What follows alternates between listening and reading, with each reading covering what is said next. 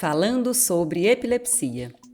A mais recente classificação das epilepsias de 2017 se dá em 3 níveis: tipos de crises, tipos de epilepsias e síndromes epiléticas, e acrescenta em cada um desses níveis a classificação da etiologia, sendo a etiologia autoimune introduzida nessa nova classificação. Hoje nós vamos falar sobre crises epiléticas e epilepsias autoimunes. Quando se fala em crises epiléticas e epilepsias autoimunes, uma grande quantidade de encefalites pode ser considerada. Existe um grupo de doenças que parece ter mecanismo autoimune, mas o antígeno e o mecanismo exato ainda não são completamente compreendidos. É o caso da encefalite de Hashimoto, de Rasmussen e o Norse. Um outro grupo é o grupo das encefalites contra antígenos gliais. Desse grupo, as encefalites anti-MOG e anti-GFAP podem cursar com crises, embora com baixa frequência. E existem 2 grupos de maior destaque: as encefalites contra antígenos de superfície neuronal e as encefalites contra antígenos intraneuronais. Vamos focar a discussão nesses 2 grupos.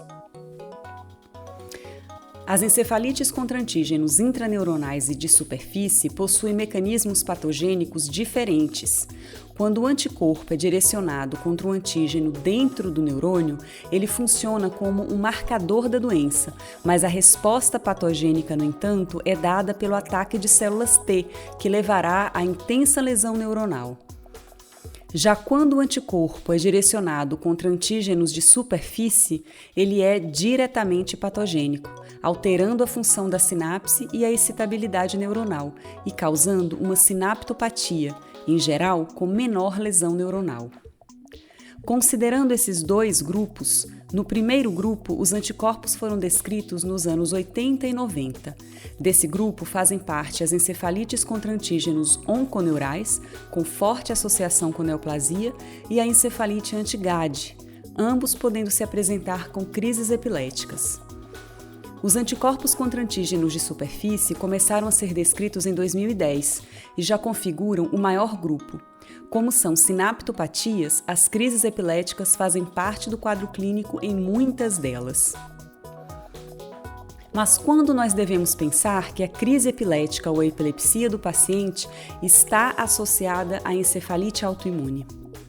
Nem sempre vai ser muito óbvio, mas lembrar que as crises epiléticas podem surgir dentro de um contexto sugestivo de encefalite autoimune, ou seja, na presença desses 3 critérios: quadros de encefalopatia com comprometimento de memória, psiquiátrico ou do nível de consciência, rapidamente progressiva em menos de 3 meses, um quadro clínico, licórico e de ressonância parecidos com encefalites infecciosas, mas sem febre, após a exclusão de agentes infecciosos, como também de causas tóxico-metabólicas, reumatológicas, entre outras.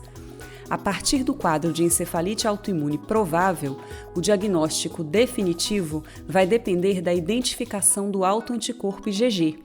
É importante pesquisar sempre no sangue e no líquor, pois as sensibilidades podem ser diferentes a depender do anticorpo. Geralmente são feitos painéis de anticorpos, o que diminui o custo e o tempo de investigação. Algumas síndromes clínicas, quando presentes, vão aumentar a chance do diagnóstico. A primeira delas é a encefalite límbica autoimune. Ela se inicia rapidamente, em menos de 3 meses, com déficit de memória, quadro psiquiátrico e ou crises epiléticas. Ocorre alteração de sinal bilateral nos lobos temporais mesiais e pelo menos um dos 2, líquor com pleiocitose ou eletroencefalograma com ondas lentas nos temporais, tendo sido excluídas outras etiologias. Caso a ressonância seja normal, o FDG-PET pode auxiliar, mostrando hipermetabolismo nas regiões mesiais temporais.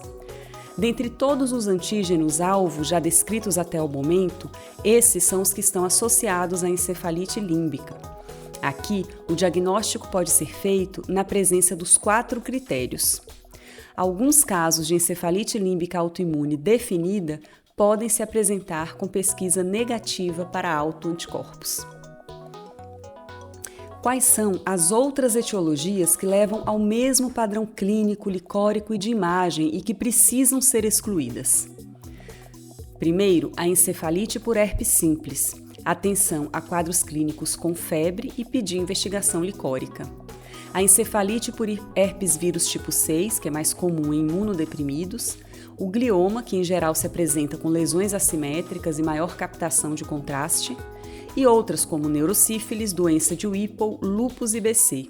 Pesquisar sempre sintomas sistêmicos e fazer uma ampla investigação laboratorial. Outra síndrome clínica bem definida é a encefalite antirreceptor NMDA. Ela se apresenta como encefalite rapidamente progressiva, acometendo mais comumente mulheres jovens que se apresentam com uma constelação de sintomas. O diagnóstico vai exigir 4 dos 6 achados: alteração da fala, que vai de redução da fluência a mutismo, alterações psiquiátricas e cognitivas proeminentes, crises epiléticas, quadros distônicos, discinesias, redução do nível de consciência e vários distúrbios autonômicos. Os achados laboratoriais devem estar presentes em pelo menos um líquor com pleiocitose ou bandas oligoclonais positivas e um EG alterado, desde achados inespecíficos até o padrão mais característico, representado aqui pelo Extreme Delta Brush. A ressonância costuma ser normal ou apresentar achados inespecíficos. Por fim, lembrar que esse é um diagnóstico de exclusão. Na presença desses 3 critérios, se tem o diagnóstico provável. O diagnóstico definitivo vai depender da identificação do anticorpo anti-NMDA, sobretudo no líquor. Alguns outros sinais e sintomas ou achados de imagem também podem trazer mais especificidade à sua suspeita diagnóstica. Por exemplo, hiponatremia, crises distônicas braquiofaciais e encefalite límbica são achados característicos da encefalite anti-LGI1.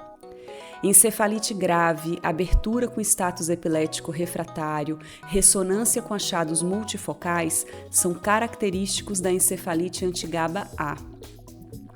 Diante de síndromes clínicas provavelmente autoimunes, o tratamento pode ser iniciado enquanto se aguarda os resultados laboratoriais. Pode também ser iniciada a pesquisa de neoplasia oculta. A identificação do autoanticorpo vai ser muito importante para o diagnóstico definitivo e também porque cada autoanticorpo se associa a comorbidades, prognósticos diferentes, além de riscos diferentes de neoplasia oculta. O risco para as mais diversas neoplasias é maior que 90% quando o anticorpo é dirigido contra antígenos onconeurais, mas é nulo em algumas encefalites. Em relação ao tratamento, para as encefalites contra antígenos intraneuronais, a resposta ao imunossupressor é pobre. O mais importante é identificar e tratar a neoplasia.